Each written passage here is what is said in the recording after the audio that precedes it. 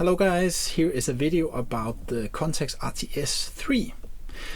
I wanted to do this quick video because I couldn't see many videos on YouTube in English about this camera. I could see a lot of videos for the RTS 1 or 2, but for the third one it seems like it's mostly like Japanese videos, and camera is not that expensive, so I was a little bit curious why are there not so many videos on this camera, why don't nobody mention it, and I think I have probably figured out why, so I'm gonna tell you guys why to probably not get this camera. But yeah, first of all, I'm gonna return this tomorrow. I just got it from the seller in Japan, and it was like a super mint condition. I paid a lot extra to get it in really good condition, but there turned to be out to be like a common problem where the viewfinder has this, yeah, it's kind of fallen down. The display inside is kind of fallen down, and there's this hissing sound. It says this zzz when you turn on the camera.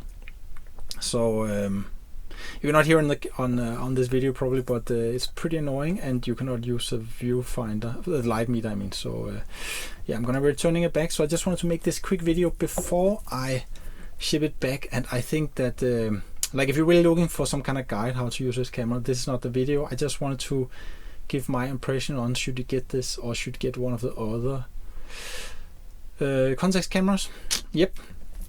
So first of all, I think the reason why I got this camera is because I wanted some more pro features. I already have tried some other Contax cameras in the past. I had some different ones, but right now I actually just have this Contax Aria here, which is like a super small one, and it's like the latest one they produced, I think, before they went bankrupt. I think it's a really nice camera, very small, very lightweight, and it has a great and very bright viewfinder. So I was a little bit hooked, and I wanted some more. I do nighttime photography, like camera on a tripod, and yeah, try to do some like cityscape stuff with like cinestill, like pretty classic cliche photos of gas stations and stuff. Just kidding. But so I wanted some more pro features, and for example, I kind of missed this. It's probably, who knows if it even matters that much, but I kind of like this mirror lockup thing. Like a lot of those medium format cameras have that, right? That's a nice feature to have. And then it also have this kind of viewfinder blocking thing here, so you don't get light on the film by accident spilling in here. Not sure if it really helps, but hey, I think it's pretty cool to have.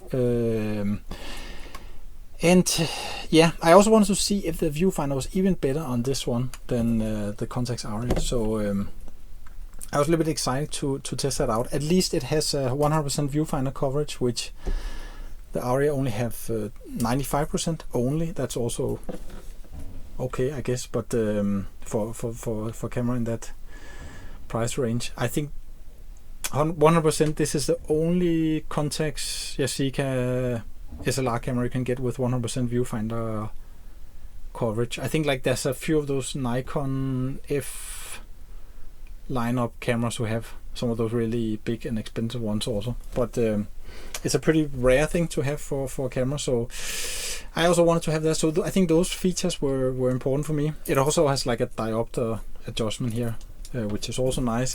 I have normal eyesight, so it's not a problem for me, but pretty nice feature also. And then of course it has some super cool features like the high burst rate here. Let me see if I can fire it off here. Whoa, this is great. I think that's just really awesome. I actually have a film in, but yeah, I'm not gonna develop it because there was a problem with the camera. But anyways, so I got the camera because of that, and I think like I said, I'm gonna return the camera because there's a problem with it, but I'm not gonna buy a new one. Also because the problem with the camera, and I think the reason why most people stick with the RTS 1 or 2 is that the RTS 3 has this, it's really really big camera, and I kind of knew that going into this, but it's bigger than it's even bigger than it looks, you know, and it's very very heavy. It has a lot of batteries down here you can put in, but even without the batteries it just feels so heavy, you know. And people are probably gonna comment that I need to go lift some weight in the gym or something, but I just, when I have a small camera, I tend to bring it more places, and I tend to take better pictures because I have the camera on me, and yeah, you guys know the deal, right? So this camera will probably end up staying a lot at my bookshelf if I end up keeping it. So yeah, not something for me. Some people like those big and beefy cameras, yeah, but not really for me. I think also the Contax lineup for me is a little bit, it has those small lenses. Of course, it's not like the rangefinder Contax, the G1 or G2. It's even a smaller setup, but I think they also have some really small cameras and lenses. For example, here is the size 50mm f1.7, and I think this is a great little lens combination here. And you can also get the 55 f 2.8, which is like this little pancake lens, also really great lens.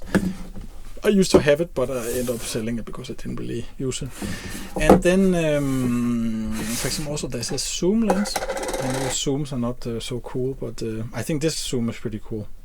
It's like 28 to 70 millimeter, and it's like a variable aperture, so it's 3.5 to 4.5, and it actually has pretty good image quality also when you adopt it to digital. So I think that's a really good lens.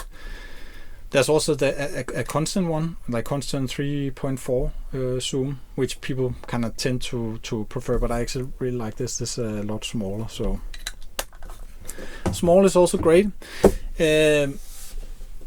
So yes, Contax has a great camera lineup. I really like those lenses. I think that Carl Zeiss pop, it's not just something like there's really something to it, I think. And then I also like the cameras; they have really good feeling and stuff. But I just think, yeah, this is too big, so I'm gonna return it and not get a new one. But then the question is, which camera should you then get if you are a Contax user and you want some more pro features? Like for example the mirror lock-up thing. I know the RTS 1 and 2 also have that feature, as far as I know. Correct me if I'm wrong. And then, so I guess you could get those. Those are just a little bit older. They are more like from the 70s and the 80s. And personally, I really like those 90s cameras, but that's more like a personal preference. Yeah, and then there's also some newer ones that's called RX1, I think, RX2. They don't have like 100% viewfinder coverage, but they do have I think some of them have some of the pro features. I'm not sure if they have the mirror lock-up or not, so maybe some of you guys could tell me in the comment, which one should you get if you are a pro? Should you just kind of bite the bullet and get this heavy one, or should you get like the RTS 1 or 2 or RX or whatever? Please tell me in the comment below, because I would really love to know. Yes, that's it.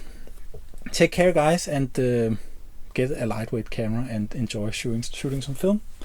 Bye bye.